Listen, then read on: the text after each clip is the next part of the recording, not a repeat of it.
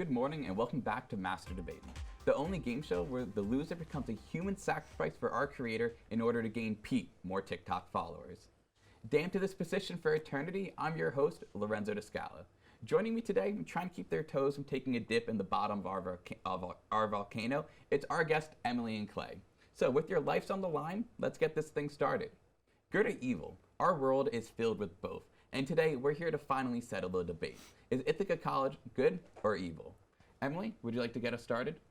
Yeah, sure. I would say that Ithaca College is definitely evil. I mean, they're raising tuition, room, and board for the next school year, and we're in the middle of a pandemic. People are losing their jobs. Like, a lot of people are already they're not able to afford going here. I mean, I had a friend literally transfer this year because he just wasn't able to pay the tuition. On top of that, like, you know, the diversity here is just not that great. Period. All right, so Clay, Emily talked a lot about the finance of Ithaca College, and it is well over $60,000 at this point. Do you say that this education and the experience would be worth the price? The education and experience is extremely worth the price. You come in, you get a great education, top quality. The professors are all amazing. They do such a great job at setting you up for your life after college. And if you really are concerned about the cost, you just got to work your darndest and hardest in high school to get those scholarships. I mean, hey, we got the Park Scholarship. You can go for free if you get that one. I know Emily also talked a little bit about some of the budget cuts that Ithaca had to go through, some of the professors released. Do you think Ithaca was in the right for the position that they made in who they released and how they went about the budget? If you want to survive, you got to make the hard cuts. Absolutely not. You got to, if you want to survive, that's what has to happen. Did you obviously know we that haven't been doing in the great. journalism department, they cut the only POC Let's give him professor. a chance to respond. They cut the only POC professor in the journalism department. That is not a good decision. How do you feel, Clay? Well, that was wrong, and Exactly. That is why Ithaca that was College the one. is That's evil. one thing I would have to secede. Yes. And Emily, I know you did kind of talk about how the school made adjustments to coronavirus and how it kind of affected the budget. But unfortunately, the school did also have to make their own adjustments. So what do you think the school could have done if they didn't release the professors? I mean, first of all, the administration probably held so much money. I mean, our president makes a lot of money. I'm not exactly sure what the exact numbers are, but I'm pretty sure it's over 200,000. I mean, the president could cut back on their salary. Like, living in Ithaca, I mean, it costs a lot of money to live just in general, but, like, I don't think you need $200,000 to, like, be wealthy in Ithaca. So, like, the president could... Clay kind of one final thought on this topic, then we're going to move on to our next question. See, they needed to use all that money. We needed to cut all those programs, unfortunately. It's always a sad day when you have to see those programs cut.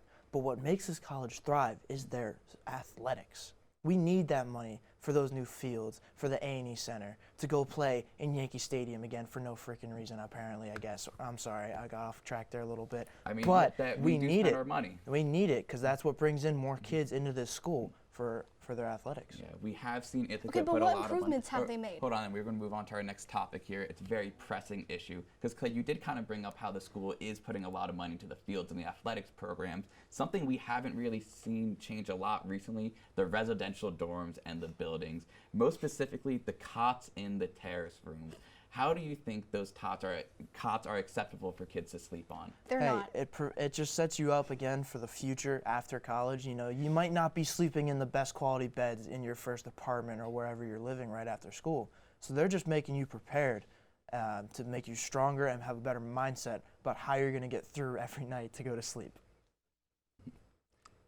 I mean, having people sleep on these cots, like, I think that the beds that are in circles should be in every single dorm. Like, they should not be having college students literally sleep on these cots and then wake up in the morning and just have, like, really bad back. We don't need to have all this good stuff thrown at us. We need to learn the hard lessons of life. We need, like, we need a to good learn the night's hard sleep. lessons of life. We need a good night's sleep to be able to do well on our exams. How many to be college able kids to actually go to bed class. before midnight or before 2 or 1 o'clock? Does it matter at that point?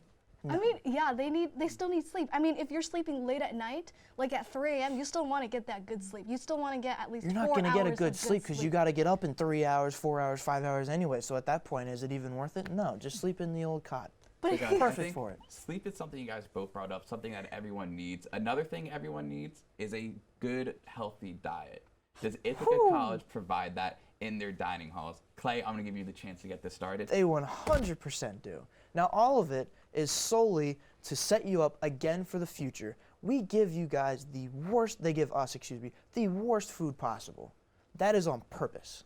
Because when you graduate college and you go to your first job, you're not going to be able to go out and get Chipotle, Moe's, Panera if you like Panera for some reason. You can't go out and get those every night. You have to be able to make your own food, and you're probably going to be eating ramen, which is it's ramen. Like there's nothing great about it. So for Ithaca, they're just preparing us for the fact that we are not going to be able to live in a life of luxury when it comes to graduating. Clay, I want to give Emily a chance to respond here. I mean, the dining hall food is just, it's absolutely terrible. And it's stuff that wouldn't happen when we go out in the real world. So But that's the point. Here, You know, like Emily, I don't want to cut contamination? you off, Emily, but I do want to say that yesterday at Campus Center, the General Towels did slap. It was very enjoyable. That's So that's a bonus. I- That's really I a do have to bonus say, because it's how not would you supposed respond to. to this It's supposed to food taste like do poop. tasting good? I mean, most of the food some of the food I had actually does taste pretty decent, like it's pretty good.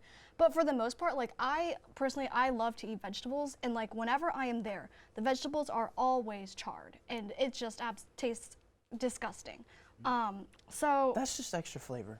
All right, guys, no, so we're it's gonna gross. be But also, I do have a lot of respect for dining hall workers, though. So. very true. We do have our They are great the workers best. here at IC. So moving on to our final thoughts quickly. What would you say made your experience here at IC? Do it in a quick 10-second wrap up.